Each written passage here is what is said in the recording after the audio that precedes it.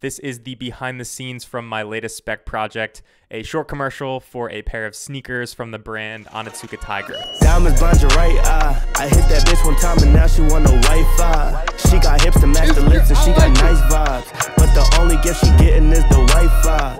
Check the numbers. So first, a little bit of background. The brand Onitsuka Tiger was founded in 1949 by a man named Kiichiro Onitsuka.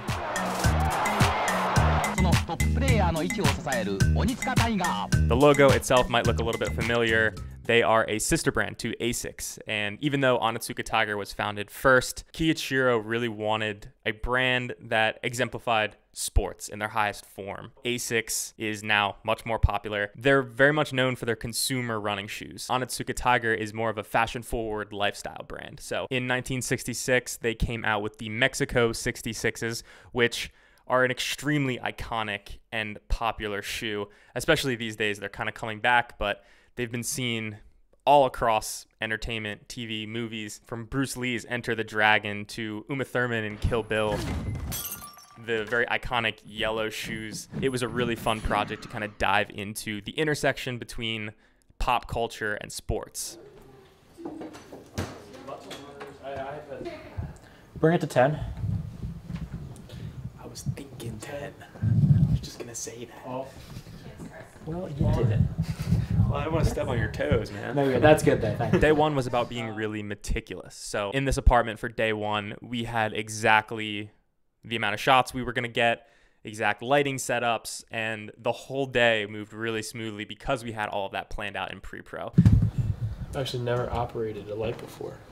Just got the gaffing roll for fun. I lied to everybody. My name is Vinny Colon. Today I'm gaffing this project for Bandit and for Colin, Karsten, and Pat. So that brings me to our main actor who came on, Malcolm, and he's the man. We have worked together on a bunch of other stuff. Malcolm is a man of all trades. He is a professional musician, clothing designer, artist, actor, and he's even a state champion runner. So all those things tied together just made him the perfect choice for this project. So thankful that we had him on. And it's actually funny because the song we used to drive this whole piece was his song, Japan. I don't want to spoil too much of the piece. You'll see it next week. But everything that he had going and that the ideas we came up with sort of just blended perfectly into this spot. So yeah, day one, we're in an apartment. We're shooting this scene where he kind of is writing. He gets a text that he's late for a studio session. And then it's going to cut to New York City, Chinatown, running through the city, trying to get to the studio. And then our last scene is in a studio. And he's going to show up, kind of lock in. And that's kind of like our title card. So we were also super fortunate enough to have a set decorator on this project. Liz Ridden was our set deck, and she absolutely killed it. When we reached out, I didn't know her at first, but it turns out we have some mutual friends. So having her come in and bring her expertise and giving her some creative freedom really helped elevate this project, in my opinion. I think anytime you have the opportunity to bring on a set designer, definitely go for it. It is amazing and makes a world of difference. So highly recommend trying that out. Again, thanks to Liz. She really helped this project take it to the next level. And yeah, we got right to shooting.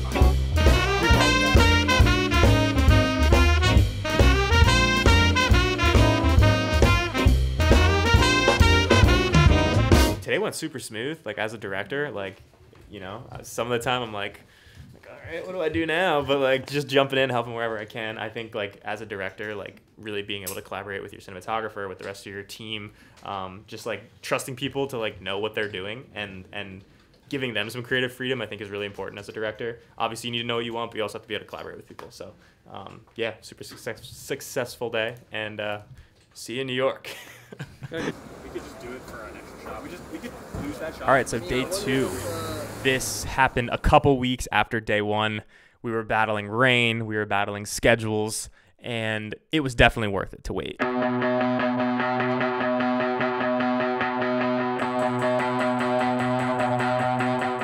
took our entourage, our crew of, I think, around 8 people, and we shipped it on up to New York City at 5 a.m., and we ended up getting some really, really fun stuff running around the streets of Chinatown. So yeah, to get a little bit more specific with our crew for that day, we had myself directing, Colin was producing, we had our DP Karsten, we had Sasha Cole, who was our PA. We had Nick Brady, who was absolutely essential to make this shoot successful. Nick is a really talented DP who lives in Brooklyn. He's super familiar with the area in Chinatown. He's a really talented skateboarder and knows his way around a gimbal. So put all that together, and he was able to do a ton of cam hopping for us that day.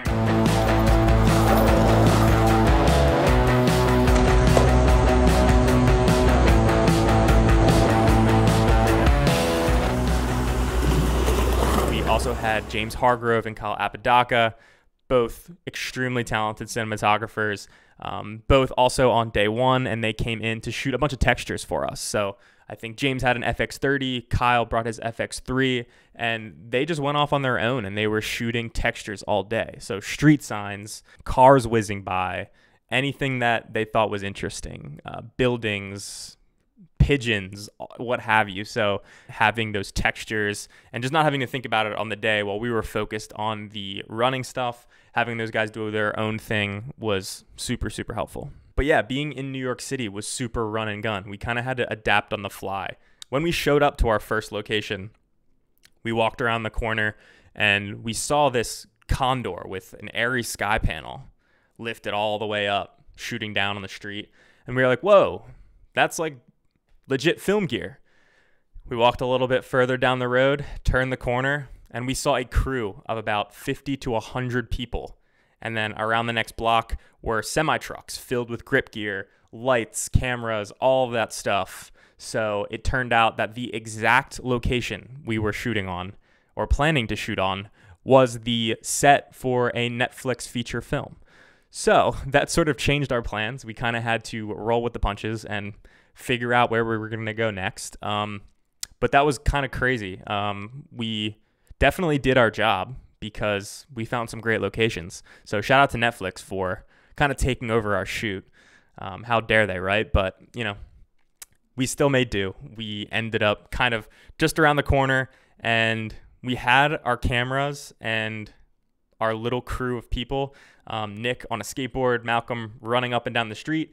And it was kind of nice, actually. There was a small section of the block that was kind of coned off, and the crew hadn't gotten to that portion of the street yet. They were changing light bulbs out of all of the lanterns that were hanging above the street to fit the exact color temperature and the exact intensity that they needed. So because they hadn't gotten to our portion of the street yet, we kind of just stole as many shots as we could, and it ended up working out perfectly because nobody bothered us. We kind of blended in. I don't think anybody really cared enough to tell us to leave. So yeah, it was a lot of fun, and it ended up working out in our favor. We ended day 2 in New York City right as the skies opened up and started pouring on us. Pretty much Mother Nature ended our shoot for us. So it was a great day. We drove back to Philly. Everybody was exhausted, and yeah, we moved on to day 3.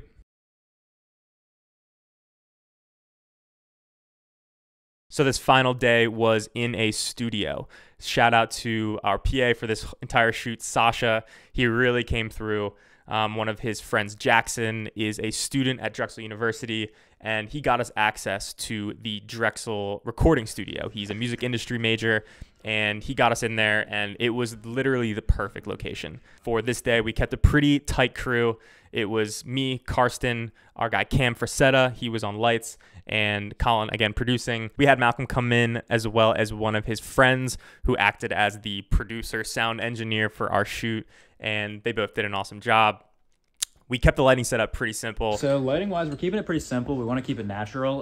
The main word of today is control. We're going for kind of a dark, moodier kind of look in a smaller kind of space, and so to do that, you really need a lot of control. So everything's gridded, everything's cut down with blades. Like, we don't want spill everywhere, and that's gonna kind of what's gonna make the magic today. The little secret sauce on it. Mwah.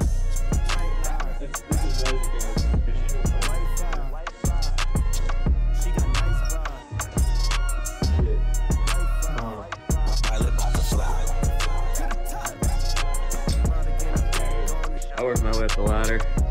I grew up for 30 years. Oh, nice.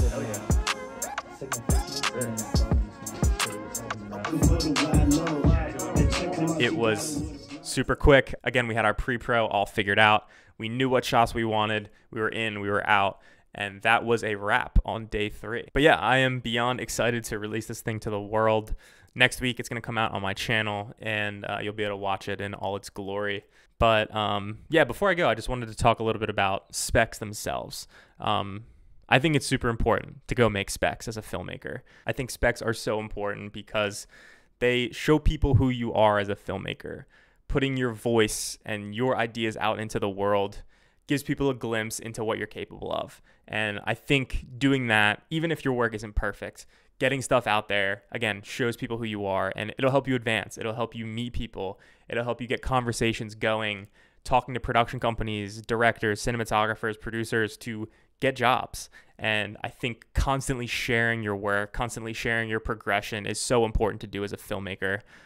It's something that I'm always doing and something that I will continue to always do.